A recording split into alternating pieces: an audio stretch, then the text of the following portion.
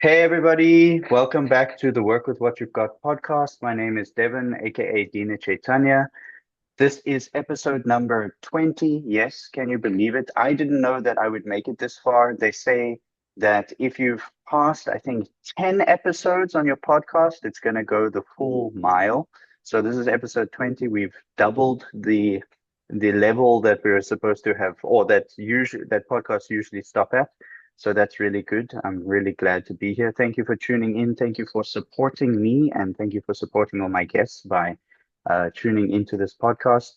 So today we have a special guest called Annu Pandey, who is a counseling psychologist, an author, a content creator, and she also has a background in civil engineering, which is very interesting. And I would like to ask more about that. And she's also authored academic books along with self-help books. So she is also a mother of three and an active spiritual practitioner in the Hare Krishna movement. So welcome. Thank you very much for joining us. It's a pleasure to have you here. Thank you so much. So, could you just tell us a bit about yourself? So I gave a small introduction. So could you tell us a little bit more? Like you said you're a counseling psychologist and a background in civil engineering. Um, yeah, please elaborate. Yeah, so I used to be an engineer. Okay, and there is something else that I would like to tell you that will make the story more interesting. When Okay, I was in class 12, sure. when I was in school, I was aspiring to become a doctor. And I actually did a medical entrance preparation for 2 years Wow, after my class 12 sure. in 1999 and in 2000. For these 2 years, I did medical preparations, but I could not crack the exams. I Uh, was lagging only by one or two numbers in the counselings. So during after the third year after completing my class 12th, my father enrolled me for bachelor's in sciences. So I was studying zoology and botany and wow. chemistry and physics. Yeah. And I did BSc for 1 year. After that, my father wanted me to get enrolled in engineering because in India, um, it's seen as engineering and doctor engineering and doctor, these professions are seen as it brings status symbol to the family if your child is engineer or doctor. So he enrolled me in an engineering course, BTech agriculture engineering. I was not to be honest, at that time I wasn't the kind of person I am right now. I didn't used to make choices. I didn't have my preferences. I would just do what my father wanted me to do.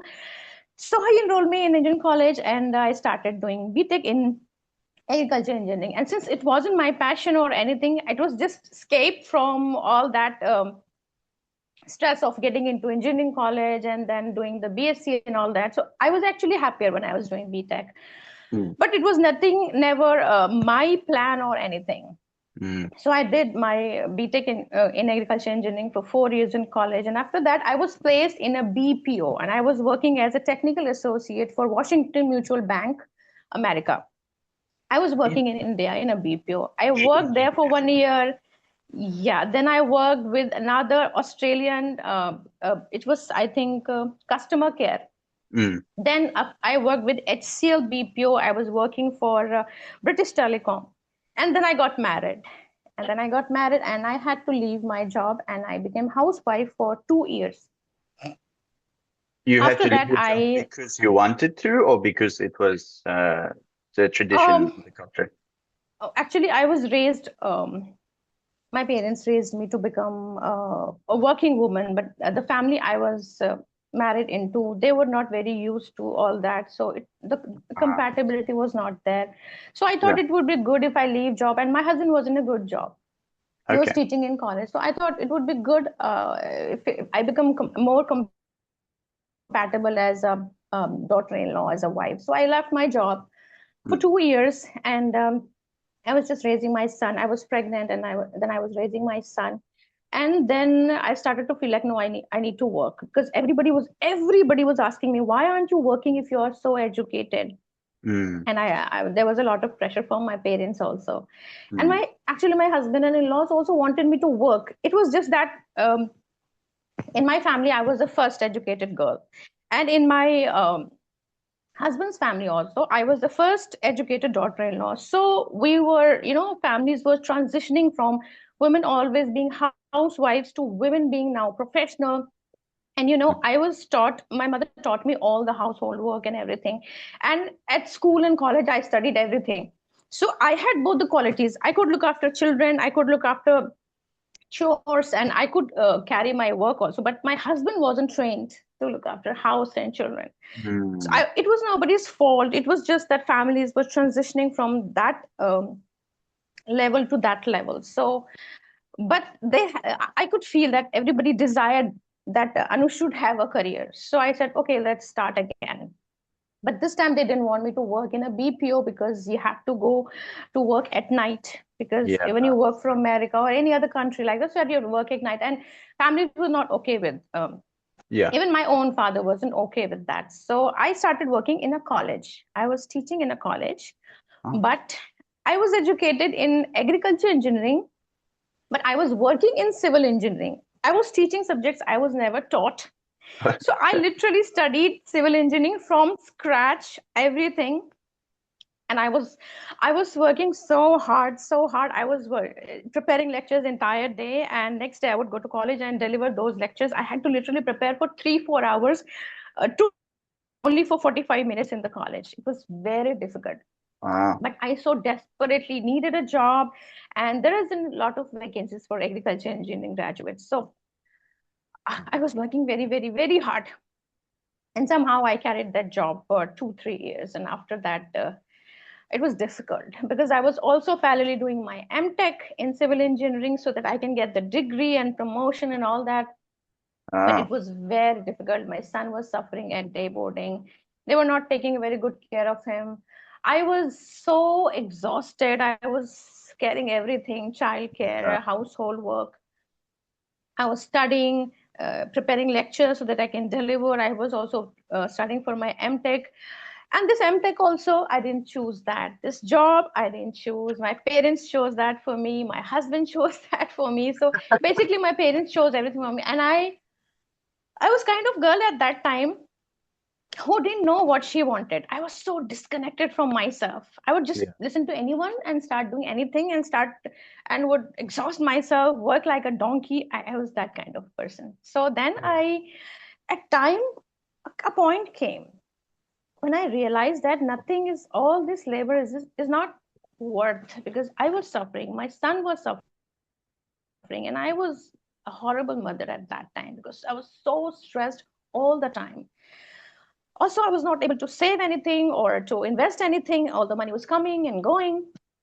I thought nothing was worth. And I was also pregnant with my second child. So I thought, that's it. I need to go on break. And my daughter coming, it was like a blessing. I used that pregnancy as excuse to stop working, and I stopped working. But the moment you stop working, and if you are an educated person in India, especially, everybody will constantly keep you asking, why did you leave job? Why aren't you working? You're so educated. Now you have master's degree as well. Why are you? Again, it all started. But this time, that was the time, Devon, when I actually started to become what I am now.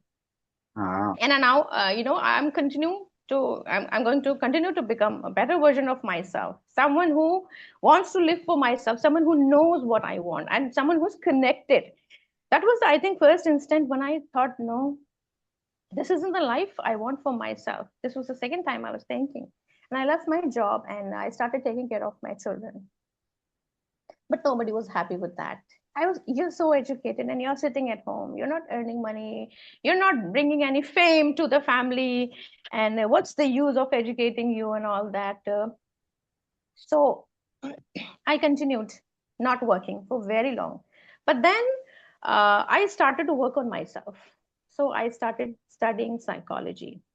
Mm. Earlier, I was just studying, reading some self-help books. And that's when I got to know what was the problem, why I was like that, why I was listening to everyone and not to myself, why I was a Mm. horrible mother, what was wrong with me, and how that can be improved. So it started with self-help books. Then I enrolled myself in psychology graduation, then post graduation, then I learned therapy. So basically, I started all that because I wanted to improve myself, Improve heal yourself. myself, heal my son. And now here I'm sitting in front of you, psychologist, author, content creator, helping others And achieve happy, what I would I achieved. imagine, So or happier at least. yeah, That's I great. had a horrible life, but I am in a much I am very self-aware now. I have Mm. lost a lot of people on the way. I Mm. have nothing like how I used to be, but I am happier. It's not that I don't have problems. I was rushing this morning. I had so many, two of my children are sick, and Mm. I'm taking care of them, and then housework and all that. This entire morning I was rushing. I'm also not well. I have a severe body pain right now, but I Oh, am okay. satisfied Yeah. because I'm connected to myself. I know what I want. So Yeah. that's the story. I'm so sorry. You should have told me. We could have postponed or at least waited till you were feeling No, better. no, no, no, no. No, actually, I have three children, so many responsibilities. I'm always Yeah. like that. I'm doing I podcasts see. with other people also, and when I sit and I'm always telling, oh, I was rushing and I have this problem and that problem. Problems are It's not you. going anywhere. So Yeah, yeah, yeah, the sure. show You must have go to on. carry on. Yeah, yeah, yeah, sure. I'm very inspired by your level of dedication to even when you weren't choosing what you wanted, you still pushed through and you did it. It just shows that you have a very how do you say, disciplined way of doing things or like a dedicated way of doing things. So that's very, very good. And then the cherry on the top is also when you do things that you want to do because doing Mm. things solely for other people in our lives is can be quite energy consuming, especially when you start to realize, I would imagine, like you said, you start to realize that this is nothing that I want. So like, what am I doing? And all that stress and all that frustration, it seems like I'm just imagining how you felt. It seems like what is the use? Because it's fine if I want this, then the stress comes and it's like, okay, but I chose to do this. So the stress is there. Like you just said, you have three kids and there's this and that, but this is something you want. So the stress is there and the show must go on, right? Yeah. So, Yeah, but yeah, I so feel the satisfaction. I know now what yeah, I'm doing. I want to do this. yes, exactly. So just can you paint a picture for us? How long did that whole period take of you starting or doing what everyone wanted you to do, and then studying, and then finally finding something that was good for you? And what brought about that change? Like, was there a moment where you just clicked, something happened, and you're like, wow, what have I been doing? Yeah, please let us know.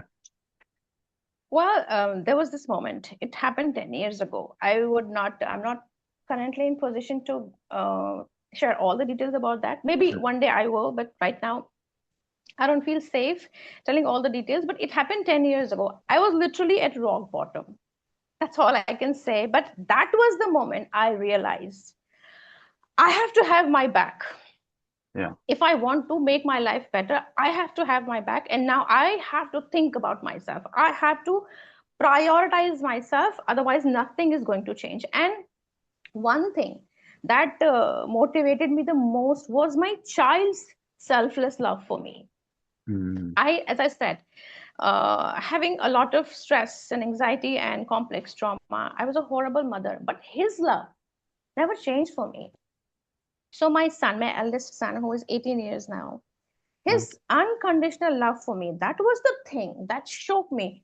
That this person, this little boy, his love never changes for me, no matter how much, how I treat him. It's not that I was always horrible. There were nice moments also. I used to love him a lot, and I was very attached to him. But I wasn't always there for him because I was always there for everyone so much. I was always busy pleasing everyone else around me except him. That I hardly had any energy, time, emotion left for him. Mm. I used to take care of him materially, like I took care of his health, physical health, his marks, his academics, how he looked, what kind of clothes he wore. He would always wear branded clothes, but I wasn't taking care of him emotionally. Mm. I wasn't there emotionally the way I should have been. I wasn't a protective mother. I literally recall a few moments when um, someone was hurting him emotionally or physically. And I was so scared on the inside. I had so much trauma that I was carrying my own trauma, and the kind of beliefs that I have to, being a woman, I have to please everyone around me to feel safe. And Mm. because of that, he was the only one that I did not needed to feel safe from. So I wasn't focused on him because I was taking him from granted. And then all this was happening subconsciously, not consciously. Sure. But when I was at rock bottom, that's when I realized this is the only person on this earth who is loving me unconditionally. And I'm worried about everything, everyone, but not him. Now I have to live a life in which I can improve myself as a mother. That was my main goal at that time. And becoming a better mother, healed version of myself, so that I can be there for my child who did not choose to come to this world. He did not choose to become my son. I chose to bring him in this world. And I'm not keeping him safe. So it's such a shame for me. So Mm. that was one day when I decided I have to improve myself. And also, I deserve to be happy and safe and healthier. So that was one point. And it was a phase of 7, 8 months. I was on rock bottom. I didn't have any money of mine. Well, I will not go into much details, but Yeah. that Sure. moment Sure. changed me. And I will say that was Krishna's mercy on me. Mm. Sometimes we need to hit rock bottom to finally start to transform, because all those fears and beliefs, they won't leave you unless you see, witness that moment when you realize why you have to let go of these beliefs and these fears if you want a better life for yourself and my son's unconditional love for me. So basically, what you're saying, if I can reflect it back to you, is that you're saying your son being in your life made you more self-aware of your own dealings with yourself and the world around you. Just from him just being there. He didn't have to do anything. He was just there Mm. and he was trying to love you throughout all of that. And just that presence brought more awareness into your life. And you started to question, what exactly am I doing? Because it just doesn't seem to be working. Okay. Wow. Okay. That's incredible. So how long did this go on for, if I may ask? How long was this whole period? Obviously, it was your whole life, but like when you started studying and doing everything that everyone else wanted you to do, what was that time frame like? 10 years. It 10 was years. 10 years. Wow. Yeah, it took me Wow. 10 Okay. years to become what I am today. Wow. Okay. Wow. That's incredible. And so you said you're a psychologist now. So could you tell us a bit more about that? What kind of psychology are you into, or what do you do? So basically, I am a non-RCI. In India, you need a license to practice as a clinical psychologist, which allows you to take all kind of cases. But I am only a counseling psychologist because I yet to have that license. So I do not go into clinical issues like psychotic disorders, any like schizophrenia, bipolar disorder, OCD, like severe clinical issues. But I can help people with improve their emotional health if they have to achieve a goal, like relationship issues, if they have been through abuse. Hmm. So I primarily specialize in helping people deal with toxic, manipulative, narcissistic people Okay. in your family, at your workplace, and also in your spiritual organization. Because I have dealt with a lot of toxic people, and I have now a lot of insight and psychoeducation into why people do that to their victims, and what are the qualities, the inbuilt things in the victims themselves that enable that behavior, or why people ignore that. So the entire dynamics, all that happens. So I specialize in that. I have read a lot of things about it, a lot of self-help books, and in my course book also, and currently also I'm doing a lot of studies. I study research papers and all that. So I'm equipping myself to help people deal with what I dealt with myself. I dealt with all that without any help, Sure. but I want to become that person now. So the content that I create, it's also basically focused on helping people identify toxic manipulative behaviors so that they can save themselves. Because Devin, there are certain forms of abuse which are very difficult to explain to anyone. At least anyone who has been through this or who specializes in understanding in healing, help you heal with that. You can explain only to them, Mm. like psychological abuse, emotional abuse, narcissistic abuse, and spiritual abuse also.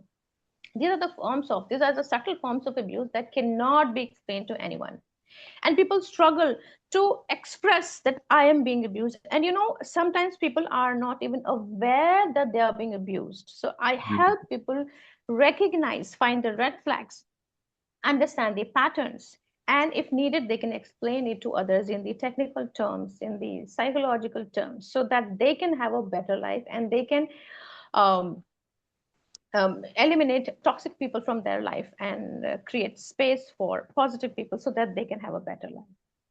Okay, so can you tell us, without naming names, a story of maybe something you experienced or something that you have helped someone through, where you started to, or elaborate on the point of what healing actually starts to look like for someone? So if you have Healing. like an example, yeah, yeah.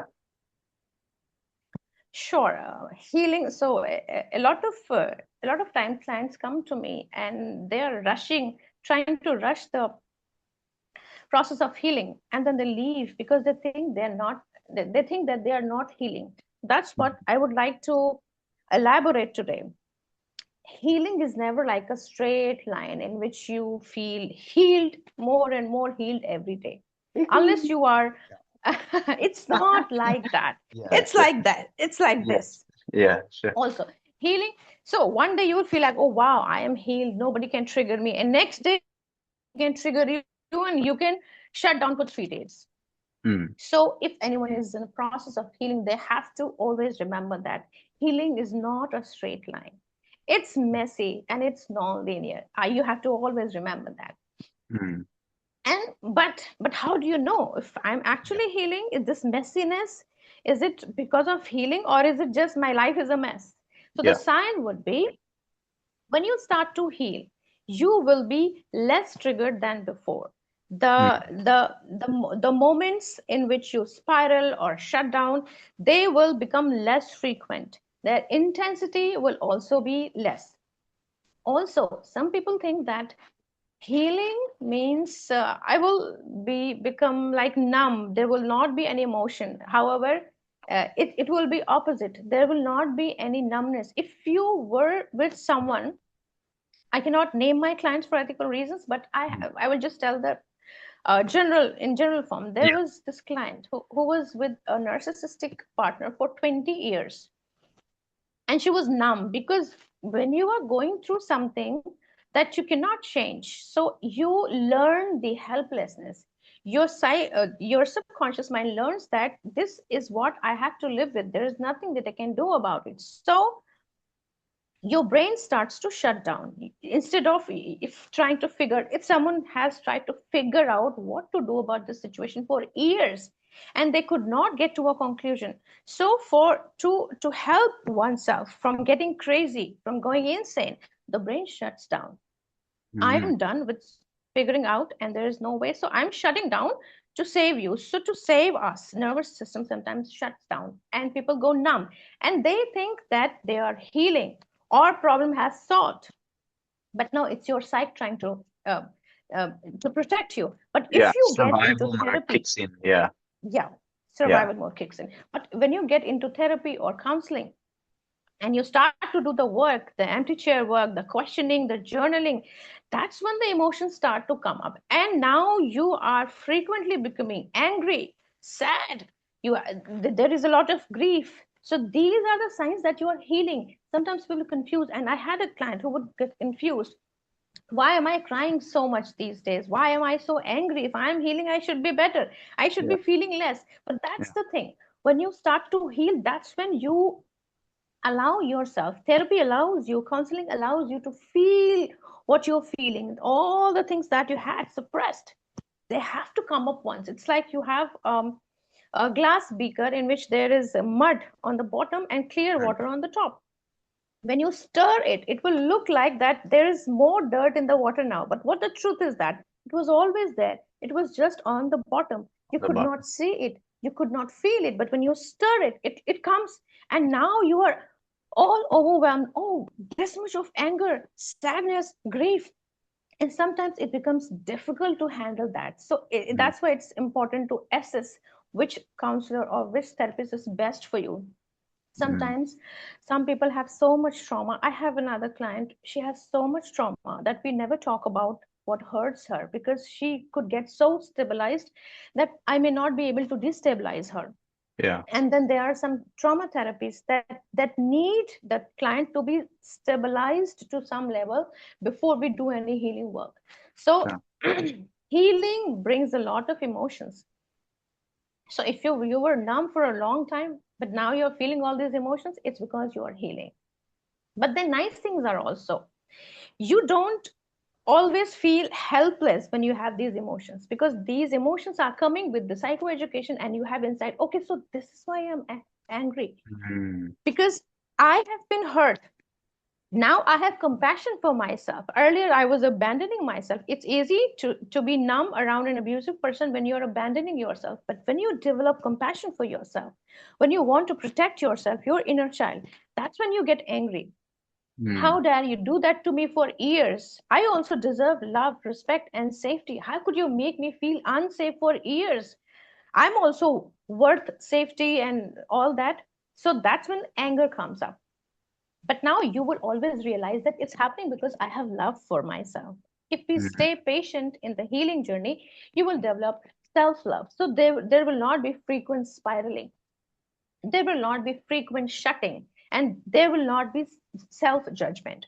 Also, there will be sensations of safety. You will frequently experience the sensations of safety. Like um, people who have been in survival mode for a long time, they have trauma stored in their body, like clenched jaws and tight shoulders and dysregulated breath. You will realize that your jaws are relaxed more than before, your shoulders are relaxed more than before, and your breathing will get gradually regulated, because your therapist or counselor will help you do the breath work, they will help you do the grounding.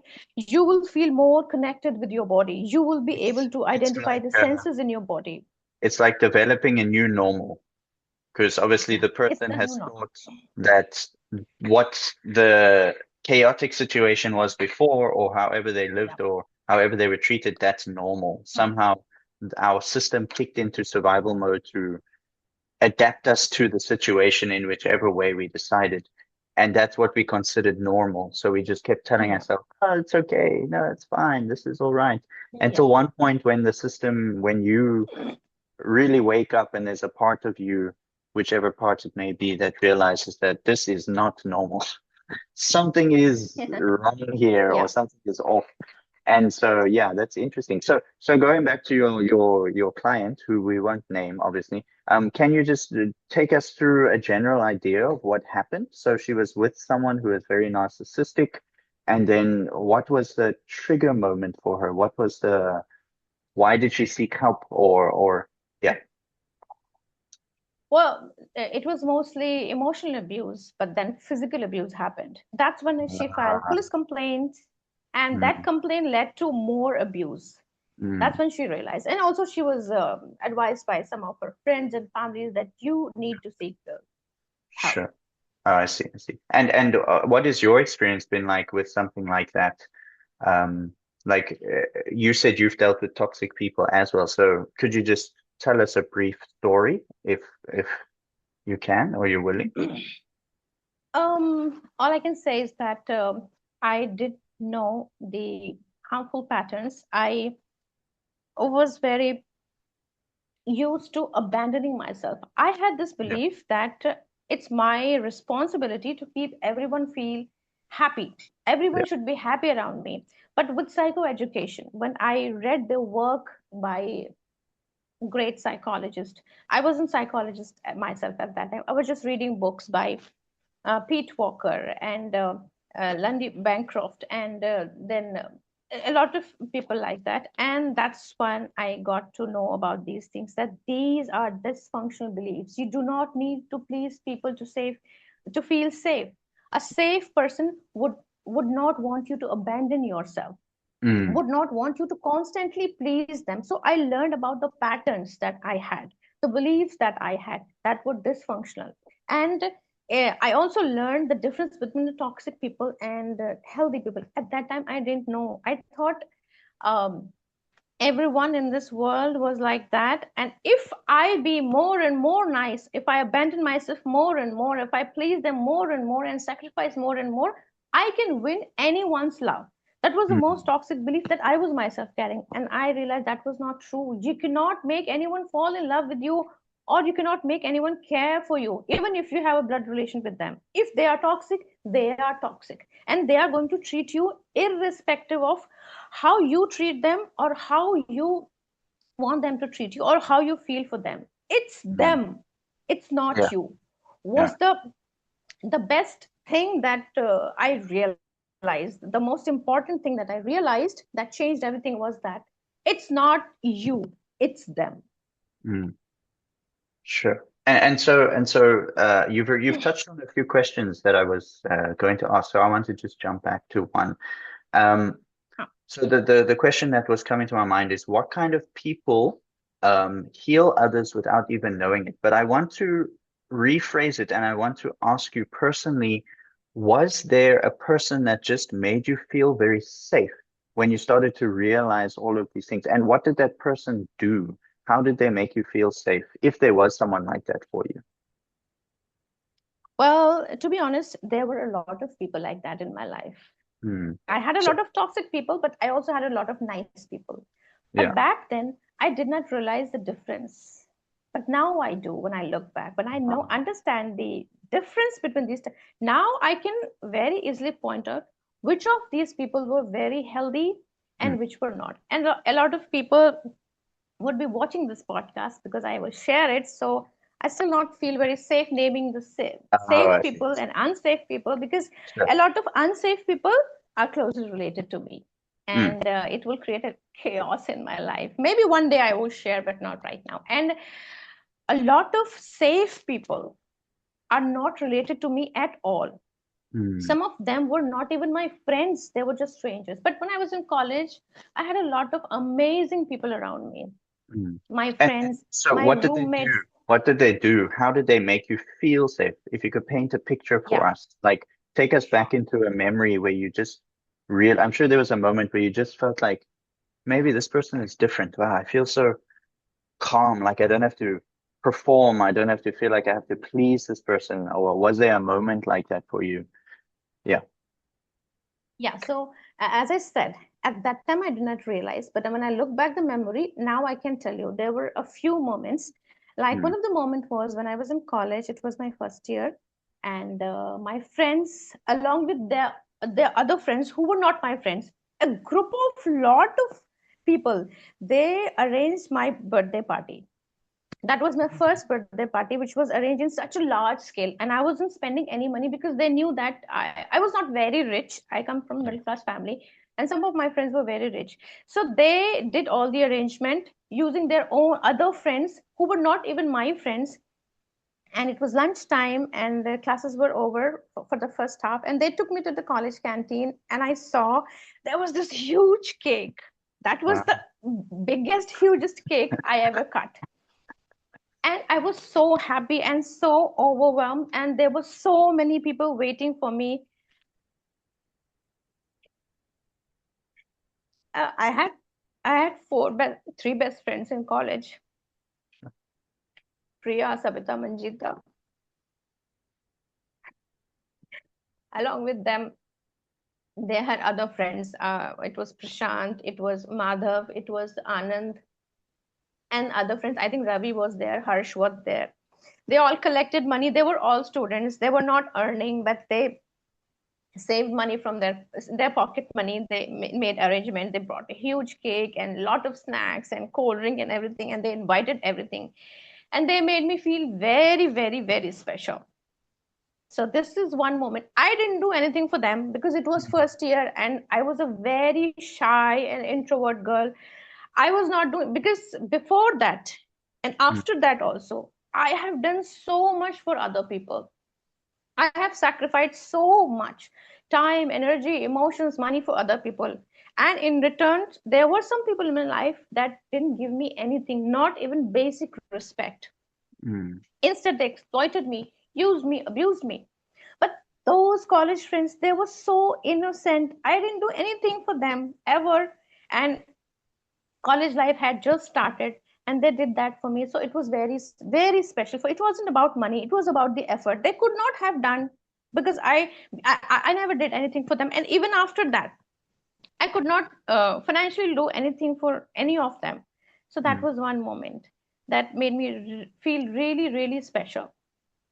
And these friends were with me throughout these 4 years of college. They were there to listen to me. They were non-judgmental. And whenever I was winning, like I played badminton, I was also doing a lot of cultural activities. They were always hooting and supporting me, and they were cheering me. They were there everywhere for me. They yeah. also helped me financially. They would rent lend their clothes sometimes if I needed to wear Wow. for a Okay. performance or anything. Always there cheering me up. So Yeah. yes, my college friends were one of those. And my children are also, as I said, I am a very busy mother and I don't get to spend a lot of time with my children. My children are also like that, who have always loved me unconditionally. Mm, There was this a stranger I would like to talk about.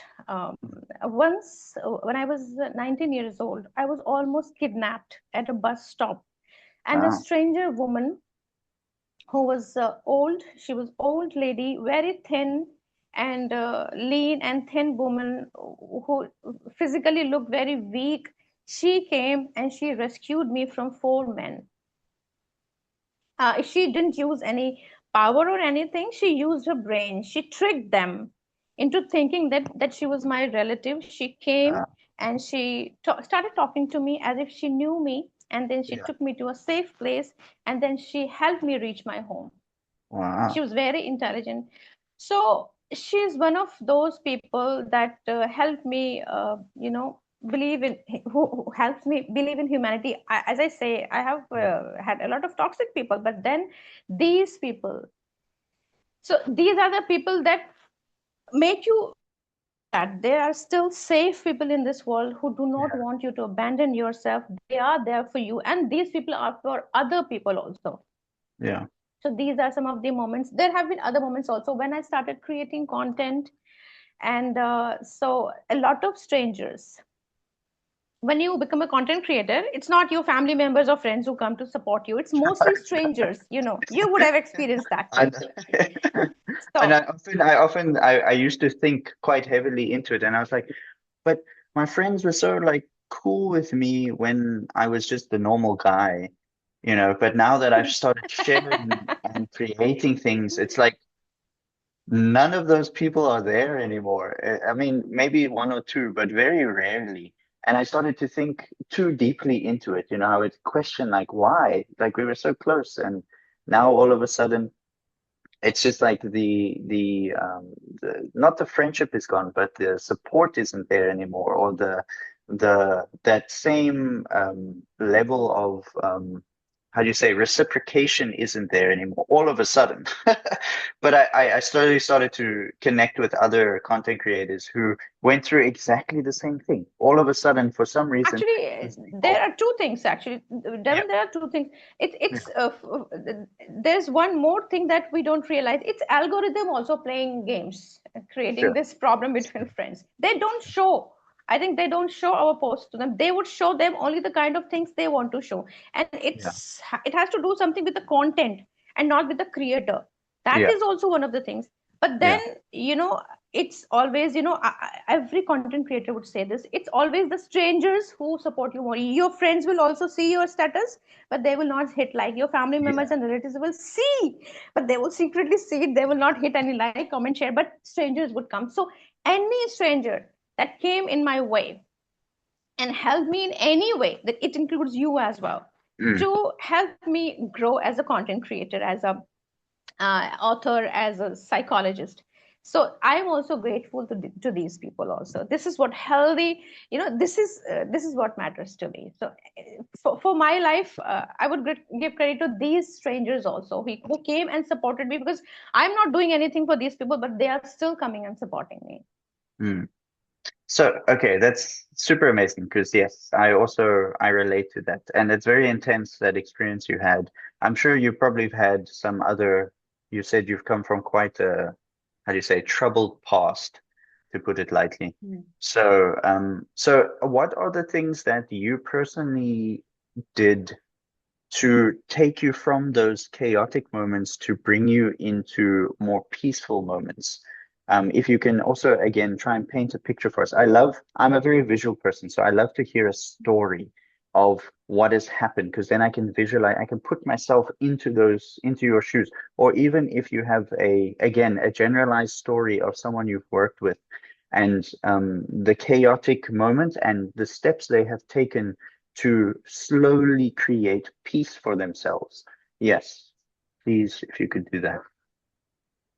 The one thing that has helped me the most is education, the Mm, psychoeducation.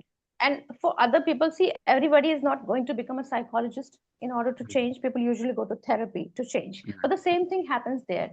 You need to understand what's wrong with you. So I did mm, a lot of work into doing psychoeducation.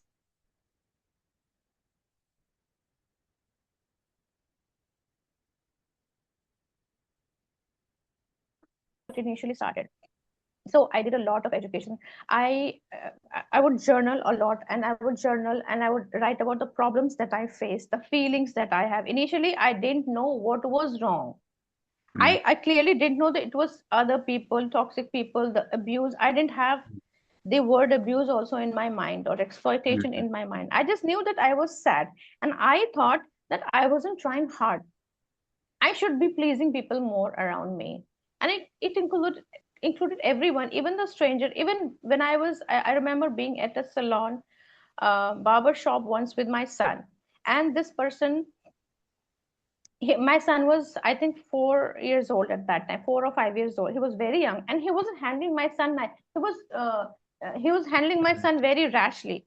Yes, he was, and he was talking also very rudely. And I mm, was standing there, and my heart was pounding. I was so afraid of him that I could not say a thing. And when haircut was done, my son came out and he said, "Mommy," I said, "He was so rude to you." And my son said, "Yes, mommy, he was so rude to me." And I was wondering, why didn't you say anything? mm, And I still think about that moment, that mm. I didn't know that there was an option. For a To say, large part of my life, I didn't know that there was an option. Somehow mm, I have the belief that this is the life for me. So psycho education. Anything. If someone is having a miserable life, if someone is sad, depressed, distressed for anything, first of all, get to know what you are distressed about. Write it down, and then find solution for each of these problems. There is no magic solution for all of anybody's problem, or any particular book or anything. I used to think like that. I used to wish for a magical solution to end all my problem. But first, you have to mm. know what the problem is. You cannot solve a problem unless you know what the problem is. Yeah, sure. So, if I ask about if you ask about my journey, I had to peel off layer by layer by layer. It wasn't that one day I got to know about thing and then I started to work on this, and then I had this kind of healing journey in which everything started to get better. Mm. Sometimes you think that you have healed a certain aspect of you, but later you realize that no, it was another thing to be healed. It wasn't healing, but it was It another wasn't what thing you to be thought healed. it was. Yeah, yeah, yeah. It's easy to jump to how do you say, like to a conclusion about what you're experiencing. But I came to Yeah. realize through my own personal journey that sometimes it's not exactly what you think it is. So you have to be open-minded enough to realize there's an issue, and then to sort of allow it to come up in some way where you can not diagnose it, but just be aware of it. And so while you were talking, I was just thinking, the thought kept coming to my mind. It's easy to say that person's toxic. that was abuse and blah blah blah.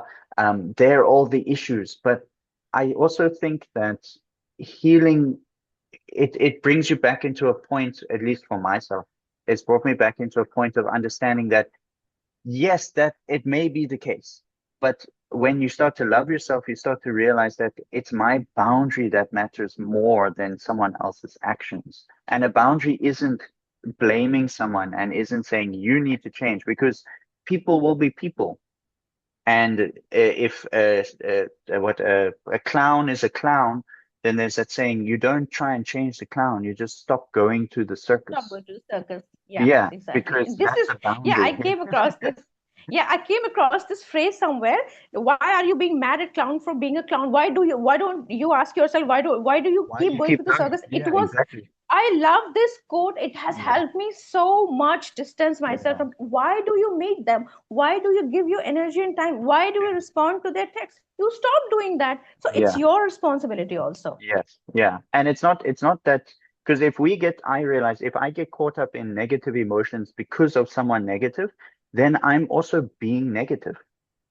Mm. So that it's like, I mean, it's not that we shouldn't be negative, it just happens. We're human. But like, I think the main thing is to protect our peace while still being open, like shutting down, closing off, treating people disrespectfully, becoming a bully, becoming an abuser, where you start to tell other people this person is a bad person, this person is that. It's like we're becoming exactly what we didn't want to become.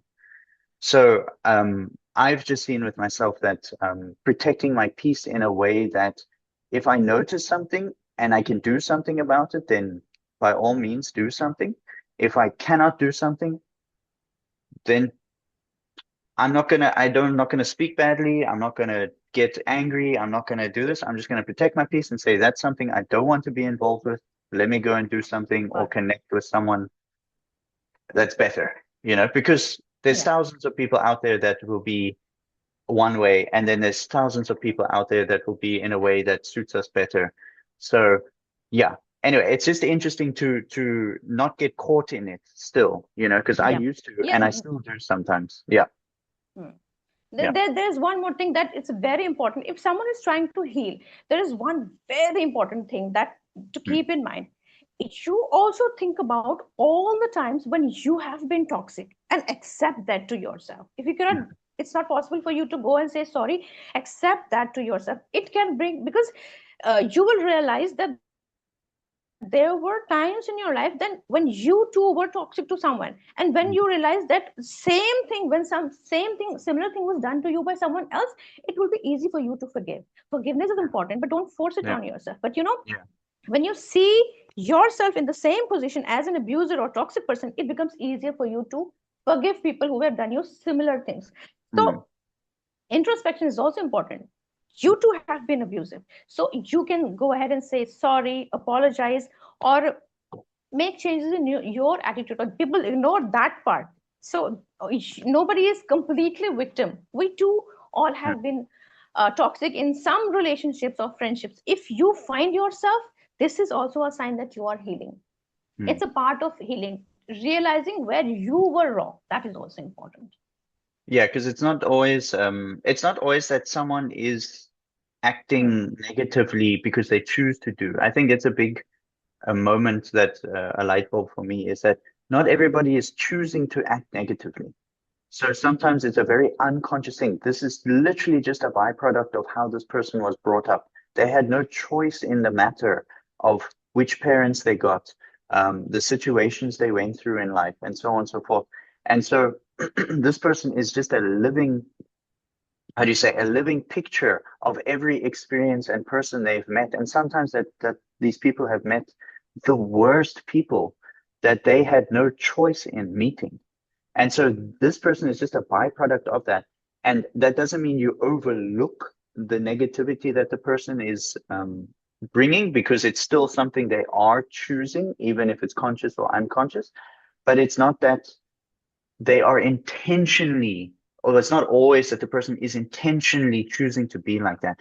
But there are people out there that are intentionally choosing to do that. They Yep. know the Yes. difference. They have the foresight, they have the intelligence to know the difference between the right things and the wrong things, or the positive way to do things and the negative way to do things. And they are still choosing to act negatively. And so those person, we really need to have like a healthy sense of self, understanding or compassion, because those are the type of people that you don't want to get involved with unless you have to, you know? So that's where like boundaries and things come in. But a lot of the time people are not choosing. It's just a byproduct of everything that I've just said. And so there can be understanding that comes with that, and that discernment of, you know, what is happening here. It's very hard to do. I'm not saying I can always do it, but I've just thought about it and just realized that, you know, because sometimes I want to hold it against the person. Yeah, man, that guy was so toxic and so da, da, da, da, da. But then I realized, like, I think about it, but you know, but where is it coming from? I don't really know the story, you know? So it's Yeah. easy to jump to conclusion, easy to judge Yeah. without really fully understanding the bigger picture. Yeah. Psychoeducation helps you understand other people's perspective also. And Mm. when there is someone who they cannot change, you can just distance yourself from that. You can go low distance or no contact at all, and that's how you can save that. You cannot change everything, but we should also not waste our energy trying to judge people, because they Yeah. too have a story. They too could be carrying a trauma that makes them the way they Yeah, are. exactly. I mean, I just made a post the other day that was talking about anger and how anger is usually not what we think it is. So underlying anger is a secondary emotion. The primary emotion could be the person is just feeling so unheard lately in their own life. They could be feeling so sad and depressed with their situation that their only choice is to be angry, because that anger is trying to push them out of their situation into a different space. And I had that Mm. post was made me think about an experience I had when I was working in a health food store. And I was the sales guy. So I was in the front of the desk and I would speak to the customers that came in. And this one lady just came in and she was so angry about something. I have no idea, but she was trying to nitpick everything in the shop, literally everything. And she was visibly angry. She was like saying, I forget exactly what she said, but she was saying, blah, blah, blah, this and that, blah, blah, blah. And I just, in the moment, I had luckily enough, I was calm enough to just realize this is nothing to do with me and probably nothing to do with the shop. So let me just listen to what she said and nod my head and just be like, oh, right, is that so? Okay, sure, no problem. And I'm so glad I didn't get angry at her, because after that, she just left. And I didn't feel angry. I didn't feel upset. I was just like, this had nothing to do with me. It had nothing to do with the shop. She was just clearly angry about something and she needed a vent for it. Not that it's good to vent on other people, but I didn't need to be involved in that. I didn't need to get angry back at her and be like, no, you're the issue, blah, blah, blah. Don't come in here. How do Yeah, you we have a treat choice. people? Yeah, we have a choice. Yeah, And we have a choice. sometimes it's good to stand up and say something. But I'm just saying in this moment, it just like, it came, she was angry, blah, blah, blah. I was like, sure, cool, cool. Yeah, okay, I hear you. And then she left and everything went back to normal as if nothing had happened. And I was just really surprised at at how that all happened. Wow. Yeah. Amazing. And yeah, so to the next point. So we were just talking about discernment and so on and so forth. So um, is there a way that we can tell? Because this has a lot to do with relationships. So we're always in relationship with everything around us in this world, with people, with jobs, with God, with animals, with the whole world. We're relating to the whole day, to every day. So what does, in your opinion, again, if you can paint a picture, what does a healthy relationship look like? So coming from someone, say someone's in a very negative space, filled with negative relationships, what can a person look out for that could signal healthy relationships? So there are a lot of elements that are, if they're in a relationship, that relationship is healthy. Sometimes there could be isolated events in which you don't see those things, But we're not talking about isolated events. In isolated moments, anyone can act in a way that looks unhealthy or toxic. But Mm. we have to see the pattern, what the pattern is. So the person that we are talking about in any relationship, parent-child relationship, romantic relationship, a father-son, any kind of relationship, if there are boundaries, a healthy relationship always has boundaries. Like checking on each other's phones secretly, that's not a boundary, that's boundary violation. People should be Mm. able to trust each other. Or parents trying to sneak into a child's phone, an adult child's phone, or it's like that. So boundaries should be there, physical boundaries, emotional boundaries. So it's like the boundaries are very important, and So like a they are level of always should respect, be to, yeah, like a level of it respect. means, yeah, there is a line Yeah, beyond which that I will not cross in your life, and you will also not. But yeah. the boundary should be mutual. It's not that I am respecting all your boundaries, but you're And violating you mine. only, yeah, exactly. Yeah, yeah. I should be allowed to sleep. I should feel safe in my house. It's not that I am sleeping, you can barge into my room and disturb my sleep, or you control me. A control should not be there. Of course, care should be there, but control should not be there. I should be allowed to live my life the way I want to, unless I'm harming someone. Mm. I will not control you, and you will not control me. That's how a healthy relationship looks like. There should be space. For example, just because I love you and you love me doesn't mean I should always, it's like this, like helicopter parents, or some in some controlling romantic relationships. The one person wants the other person always to spend time with them, or always Mm. want them to tell every details of the entire routine. One should be allowed to have friends. And in friendship also, some friendship, platonic friendships, I used to have a friend. She was allowed to have anyone as her friends, but she would get mad if I would make anyone try to spend time with anyone else. There should not be any control. If you're allowed to make other friends, I too should be allowed to make other friends. And in romantic relationships, husband and a wife, or a boyfriend and girlfriend, they are allowed to have other friends as well, and especially in their own gender. They should be allowed to spend time with the families also. So Mm. control should not be there. Also, both should be allowed to grow. It's not that you will sacrifice everything and I will grow. It Mm. should not be like that. There should be a balance. Both should be allowed to grow. I said rules apply to both equally, as much Mm. as it is possible. You can together decide a division of labor, all that. It's up to you. But both should be allowed to grow. You should not be controlling each other's life. And most importantly, both should be feeling safe in a relationship. Mm. It's not that one person is safe and relaxed and the other person is walking on eggshells. Both should be feeling safe emotionally, physically, financially.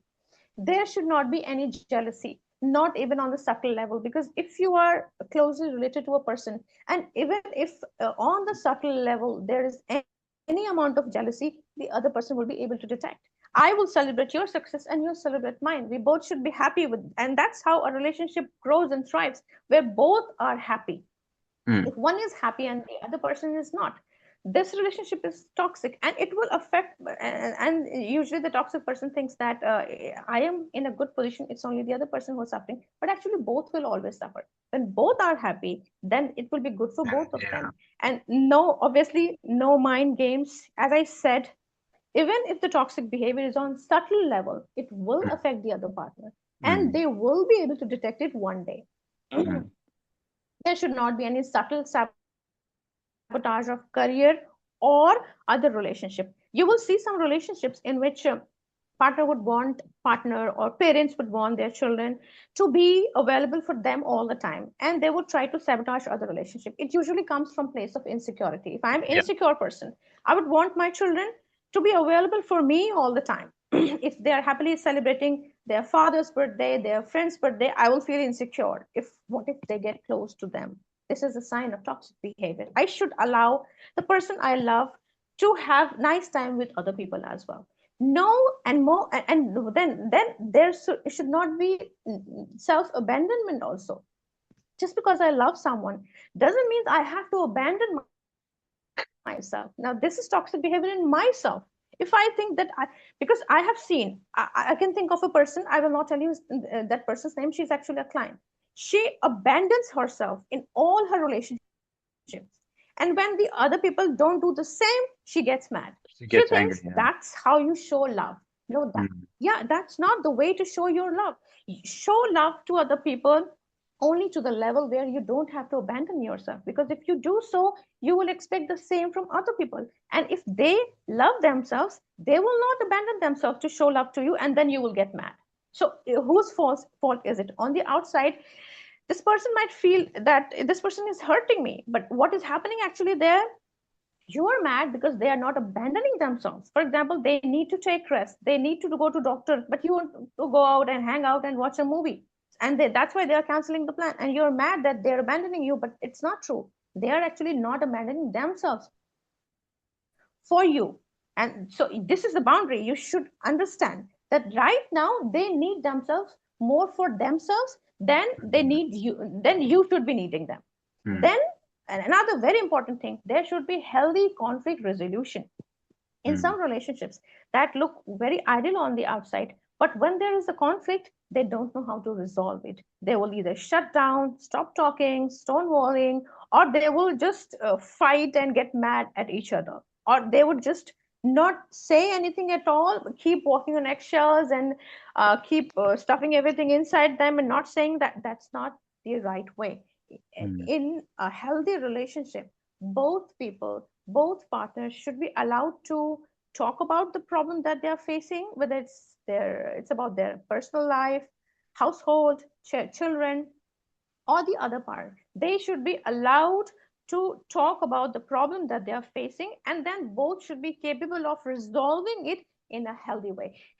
A lot of people have this misconception that in healthy relationships there is no conflict at all. However, the truth is, in healthy relationships, people know how to resolve it in a healthy way. This is very important thing. This is such a widespread misconception that there are no conflicts at all in healthy marriages or in healthy parent-child relationship or in healthy friendship. Conflicts are everywhere, but these people, healthy people, they know how to resolve it, and that's why they're always happy. Conflicts come, they resolve it, and then again they're happily. yeah. And I, communicate, yeah, yeah, yeah, yeah. Carry on, carry on. I do yeah, have a and question. healthy Yeah. communication.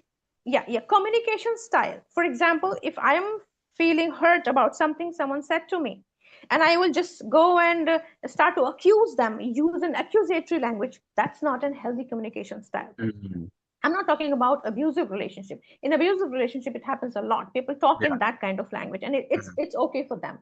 But mm, a healthy relationship, both will be able to talk about what's hurting them in a way that expresses their emotion, how they mm, are feeling, and what they're expecting, instead of using an accusatory language or tone. And yeah. no walking on eggshells. So Yeah. these are the signs of a healthy relationship. Yeah, so I appreciate you said that. It sounds very ideal though, because no one in this whole world is perfect. So what if someone, because it's not always that we need to abandon a situation where there is negativity. I don't believe that because no one is perfect. So you may have someone who is jealous in a relationship. That you may have someone who is controlling, but it's not that again, you have to look at the intention, you have to look at the what is happening, and you have to see, is this something that the person just needs to grow through? You know, is it something, do I need to, is it to a point where I have addressed it and I have said something and there's still no resolution? Is the person still talking in a way that isn't conducive for conflict resolution or so on and so forth? And so, what would you in your experience suggest someone do if they are like that in the relationship or they experience that from the other person in their relationships, jealousy, control, really bad communication, so on and so forth? See, that's what the couples counseling is for. A lot Yeah. of people think that couples counseling can solve everything. No. If a relationship is abusive, toxic, and how Mm, do you know if a relationship is actually abusive and toxic, or there are just problems? There is one sign to look for. If one of the partner lacks empathy, mm, if they lack empathy, like on clinical level, which cannot be solved, like you have tried doing everything for them, but still they lack empathy for you, that is a toxic relationship. that cannot be healed with the help of couples counseling. mm, Now, in this kind of relationship, this person who lacks empathy, they need to go for individual therapy. However, if in a relationship, both of the partners have empathy for each other, they love each other, they care for each other, but the problems are there. For that, we have couples counseling. In couples counseling, both are made to sit together and they would express the problems they are facing. And then the counselor or therapist will teach the healthy communication style. They will mm, try to find out what are the beliefs that both of them are carrying, which is causing these communication problems or problems in healthy conflict resolution, or what is actually causing this jealousy. They will try to find out the reason behind that, and then mm. they will work on that reason. Because see, in a romantic relationship, both of the partners are coming from different families, and you carry the beliefs that your parents had, or the adults or other people that you came in contact while growing up, and so both these partners grew up in different environments, so Mm. obviously both of them would be carrying different set of beliefs. Now this set of beliefs that these two people carry, these will decide how people look at each other, treat each other, feel or think about each other, or have general attitude. For example, these concepts like feminism, patriarchy, misogyny, or if let's say these two people are from different races, like that. So what kind of belief this person is carrying for different gender, for different race, for different financial level, different issues. On the Sure. basis of those beliefs, this person will act. And Mm, same applies to this person. A mm, couples counselor will find out where these beliefs are coming from. They will try to find out the beliefs first, and then the root of these beliefs. And they will help individually each of them to deal with those beliefs. They will help you understand there is a set of 10 or 12 dysfunctional beliefs. They will teach you about that, and then they will help you match if you have any of these who are acting mm. in order to cause this chaos. And that's how you can resolve that. So couples counseling can really help if the both Right. partners are willing to change and they love each other and they do not lack empathy. Sure. Thank you for sharing that. So, what is something, so I have, it's a very general question, but I want to turn it more towards you or an experience, or someone that you, again, that you've worked with, or some story that you know, maybe someone that's close to you. What, what has given you or someone strength to keep going after really hard experiences? Well, uh, I've already mentioned that, but I will go deeper into this now.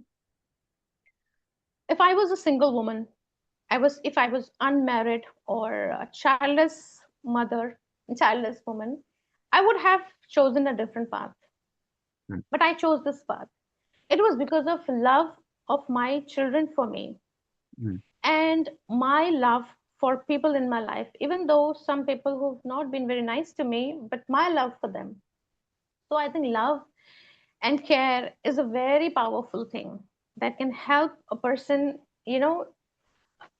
all of us, the route we take in our lives when we are distressed or we are going through a hard time, love can play a huge role.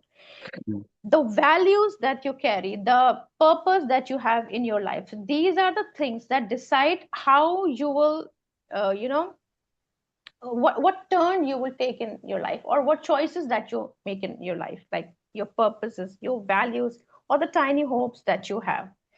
So mm, if someone has hard experiences but they still have a purpose, like my primary purpose was to keep my son, to give him a life that he deserves in return for the unconditional love that he showed me. And the values that I carried, I believe, I'm not saying that I am a saint. I've never said a lie, or I never hurt anyone. I have done that. We all have done that, being human, because we have imperfect senses, because of the beliefs that I was caring about myself, the world, and people and ideas and things. I have not been a saint, but I consciously carry values that I should be a truthful person. I should be mm, an honest person. If I am a mother, I should be a good mother. If I mm, am a wife, I should be a good chaste wife. If I am a daughter, My parents, whatever they could give me, whatever they could do for me, they did what they could with what they had, the resources, the psychological resources, the intelligence, intellect, social support, finances, whatever they had, whatever they gave me. So it's my values. I should try to be best in every role that I am playing. So I think it's the purpose of life and the values that we carry. Mm. Also, if we have any tiny hopes, my son was my hope. And I mean, another hope was that I could become a better person. I also started hoping that I had been in a situation which I could never explain to other people. I still have some problems in life that I will never be able to fully explain to anyone so that they would exactly understand what I have been through, except my psychologist and my psychiatrist. I wouldn't be able to explain that to everyone. But there is an amazing thing about this that since I know how it feels like, so all the other people in this world who was going through that, I can become hope for them. So I talk to them to make them feel validated. That's what my video content is about. My articles are about all the small Facebook posts that I write about. Mm. I'm also growing, healing, moving forward after my hard experiences because I want to give what I never got. I want to be their voice. I want them to feel heard and validated. So, my purpose of life, the values that I carry, and the tiny hopes of helping other people not feel what I felt or feel validated, heard, believed the way I wanted to be heard, believed, or validated. So, these are the things, these are my internal anchors. They provide me strength to keep going. Also, external anchors like my faith system, everything that I have learned about scriptures, how God wants any scriptures, whether it's Bible, Gita, Quran, anyone who is into spirituality would understand God, first of all, wants us to be kind to other people. Mm. Be kind, serve, and try to protect the vulnerables if you can. Mm. So I'm not a very strong muscular person, or I do not have a lot of money, or I'm not into law enforcement, but I have psychoeducation. So whatever you have, use that to help others. So this is also it includes my faith also. It's my external anchor is my faith, and internal anchor is again my values or my hopes. So these are the things that can keep one moving forward.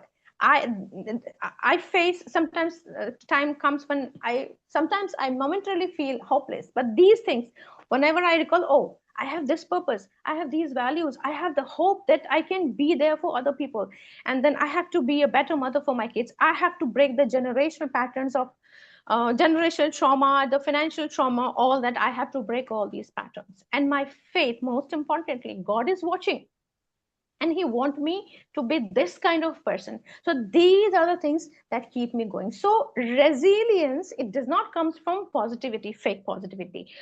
It comes from survival, how you have survived.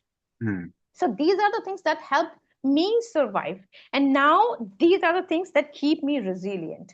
So it's also human instinct to keep moving towards safety. I know that I have already come in this life, I have to continue this life, and all the steps that I'm taking, they are personally also helping me move towards a safer future.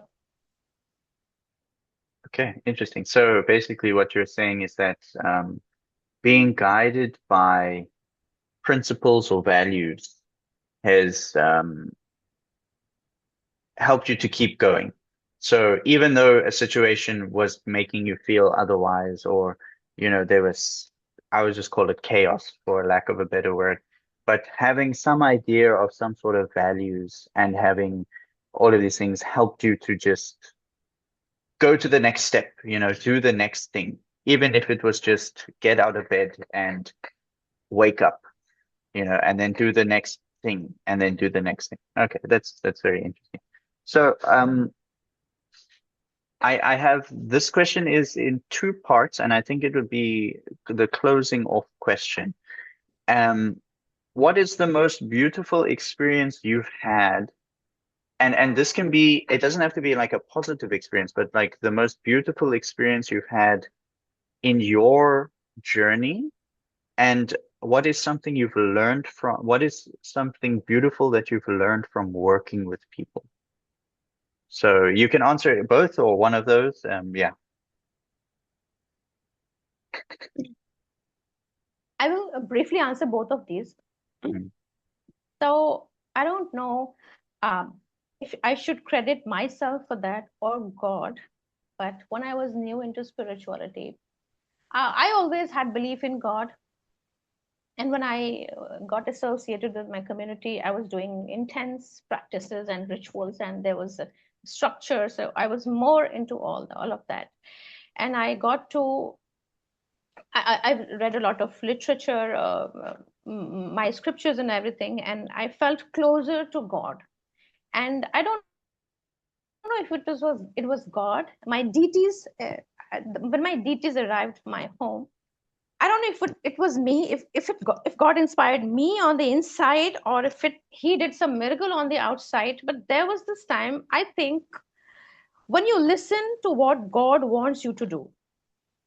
I'm not talking about the general rituals. Being a good person, being truthful, accepting your fault, trying to be a better person. The values that God wants you to have. When you try to accept those values, when you try to become a better person, when you have a deep desire to become a better person. When I say better person, I don't mean to say more, having more money, becoming rich, becoming famous. No, a person that is better person for the community, as a mm, mother, as a neighbor, as a citizen. When you work towards becoming a better person, I think God helps you with other things. There was a time in my life when I was housewife. I was scared of leaving house. I completely forgot everything that I had studied in college. My writing was also very bad. I was even scared of using an ATM card. I had severe anxiety. mm, And I would get nervous even I was talking to my neighborhood ladies who were uneducated, and I was highly educated person. I was masters in civil engineering. mm, So I was at that level. But I developed this deep desire to change myself, and change myself not in a way that I have more resources in my life. I am also more resourceful to people around me. So mm, becoming better in that way. When I focused on that, things started to change for me. And now I am in a position where I'm the same person. I didn't get any coach. Believe me, I didn't get in even into therapy or anything. Everything I worked on myself. Now I'm not afraid of anything. Right now I'm talking to someone who lives miles away from me, a complete stranger. I was afraid of talking to my neighbors. I was afraid of using an ATM card. Now I'm doing everything. You ask me about anything. During last 10 years, I have learned so much. You ask me a question regarding anything in this world, from any area, from any field, I would definitely know something about it. And I think it's God's mercy on me. I would definitely give credit to God. I don't know what he did. Obviously, he gave me external resources that I used to become what I am today. But this is how things started. You have to have a deep desire to change in a way so that not only you have a lot of things, you are also a resourceful and a better person for mm, people around you. And that's how things started for me. And you have to work hard. So I promised myself that I will dedicate at least 1 or 2 hours every day to become a better person. And there are some days when I was writing my recent book. I remember there was one day when I sat on this table chair for 20 hours. My husband was out of station. There was no much work at home. I made some nice meals for kids, and I told them not to disturb me. And I sat here for 20 hours straight. And now when I work hard, I don't feel pressure because I am passionate about everything I'm doing. And God put complete strangers in my life who helped me. God sent resources in my life. I would open computer and suddenly there would be something, a website, a reel, a post on my social media that would help me align align with the path that I wanted to walk on. Everything happened magically.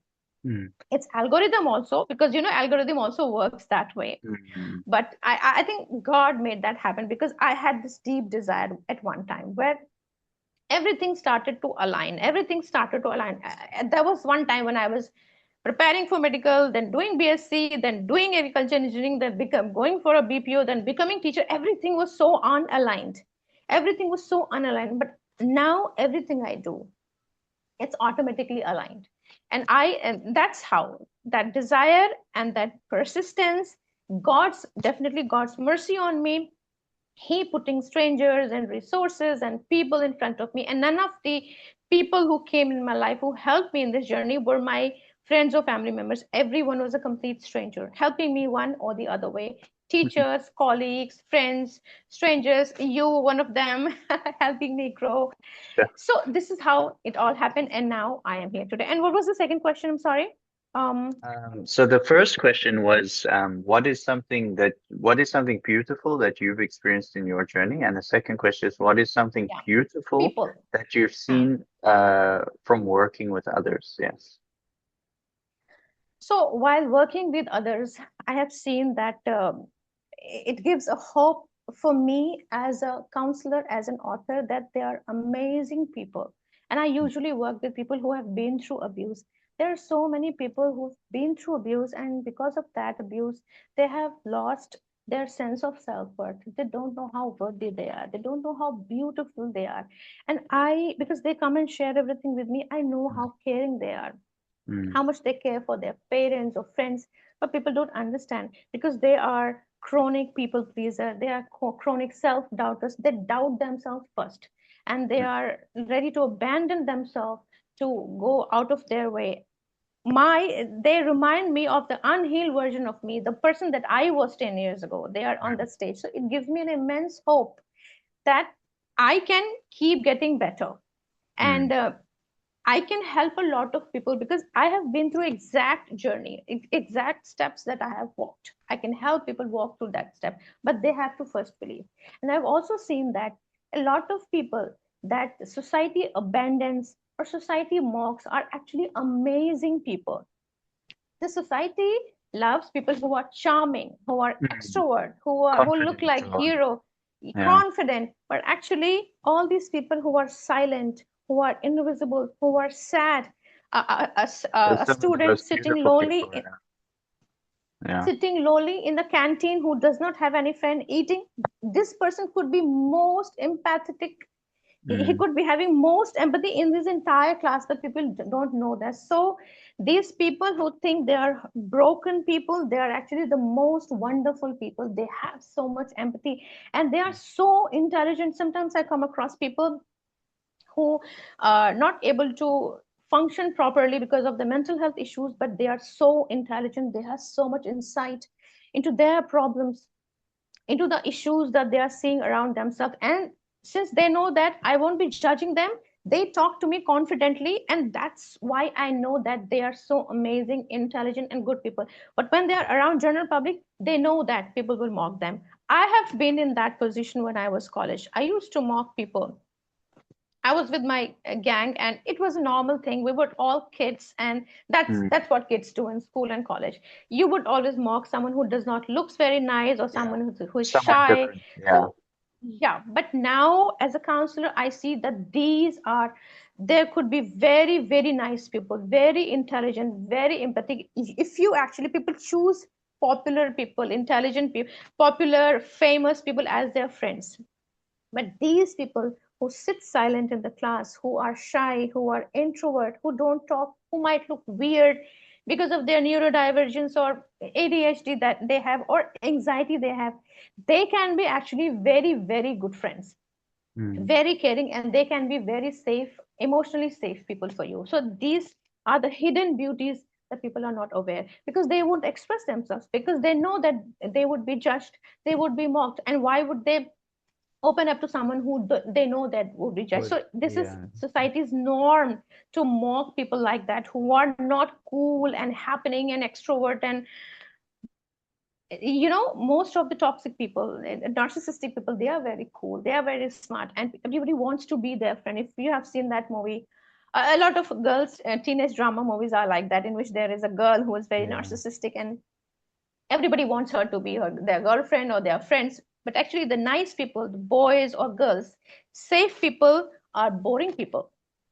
And boring people can be a safe partner, safe friend. Someone who looks very cool and intense, they may turn up very toxic. So this is an amazing information that I have received by working with these people, that these people who are not very cool and happening can be an amazing partner, amazing friend. Yeah, sometimes. I mean, yeah, I agree with what you're saying, and I have found that as well. It's I mean, I've moved to a new country, so I'm creating my friend circles again. So I was in South Africa for my whole life basically, and I'm 30, turning 32 this year. And so I've come to a new country and I'm creating my friend circles again. And so I've been thinking about something that I've never really thought about, is that what makes a good friend? You know, who do I choose? Who do I gravitate with? Who do I go with? And I've come to that same thought pattern, is that it's oftentimes the people that I would expect the least, you know? So I Hmm. look at the people that are happening in the crowd, because I mean, I'm someone who I I I used to be very introverted, and then I've found myself a lot more. So I do a lot of things. Um, and how do I say this? Okay, I'll just stick with the point. The point was that it's probably the people that I expect the least, because I know I'm a weird guy. Like it's just a part of my personality. Weird in the sense of I'm just me. Uh, I'm insecure. I I doubt myself. I do all of these things, and it comes across as weird sometimes. I have a what I see in myself is that I have trouble communicating my depth. So something that I've realized through my journey is that I have I think very deeply, and but to bring that out to the world, I oftentimes just bring the depth. And most people are not living in that world. It's just me. Well, not just me, but very rare that people are living in that world. Very rare. And Hmm. so something that I've realized is that rather bring something lighter in the beginning. It's something so simple. Just Yeah, bring something lighter. yeah. Just connect in a light way and bring the depth Hmm. later. Don't Yeah, exclude the that's what depth, I say. just bring it Yeah, later. because healthy relationships.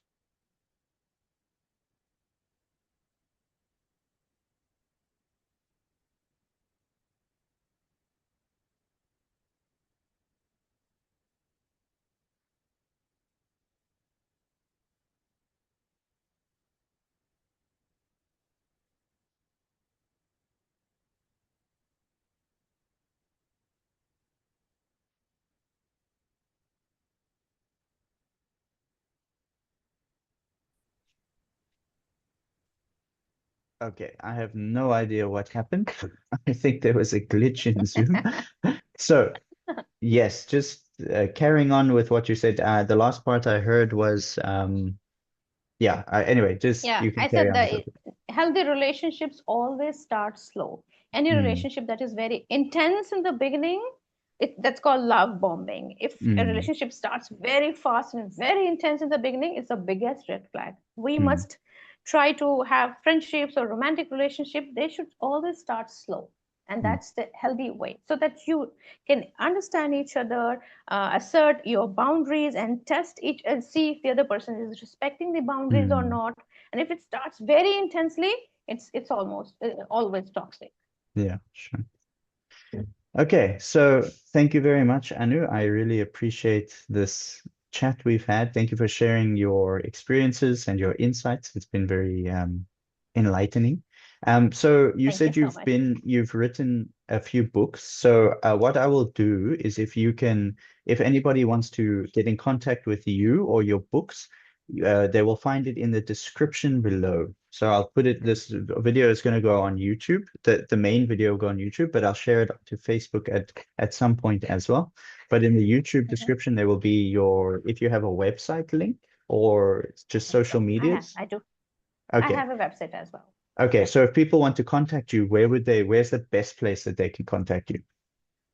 Facebook is the best place. They can send me a Facebook DM. Okay, so I can link your Facebook page, I will link your website, and then I will link your books are on Amazon, I would imagine, or Yeah, they both are on Amazon. okay. So then I will link the your books as well.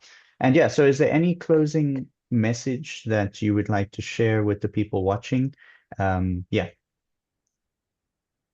Well, I would like to say a lot of people who are in abusive situations, abusive environments, it could be family, it could be relationship with a parent, or you are in a toxic workplace, you could be in a toxic spiritual environment.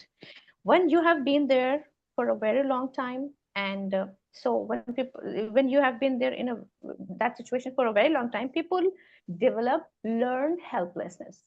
People genuinely start to believe that nothing can be changed. But Mm, as someone who has studied psychology for 10 years, I want to tell you, in whatever situation you are right now, whatever situation, anything can be changed. You can heal, and in whatever position you are in, you can leave that situation, you can heal that situation, you can become a better person, and you can be in a better position. It is mm, always possible. First, you can contact a psychologist, and they can assess what needs to be done with you, and they can provide you with a therapy or counseling or whatever needed. And if you are in an extreme dangerous situation, there is law enforcement. There are so many resources available in our society for grown up adults.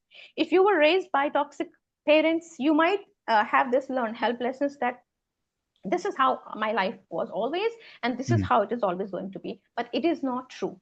mm, It's not true. You can always change yourself, your fate, just by taking some actions. You have to genuinely believe, first of all, that I can change my situation.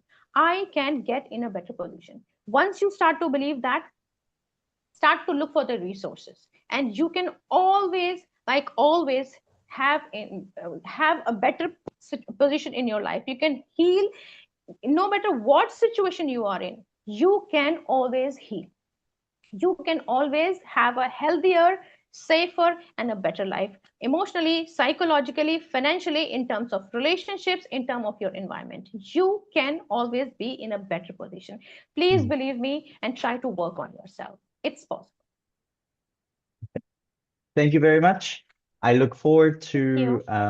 connecting with you in the future. Hopefully, this is not the last podcast that we do together. I always try and have a return version. So we see in the Of course. next however long it takes, and then we see if how you've evolved as a practitioner and as a personal as a person. And yeah, it would be great to have you on the show again if you would be willing.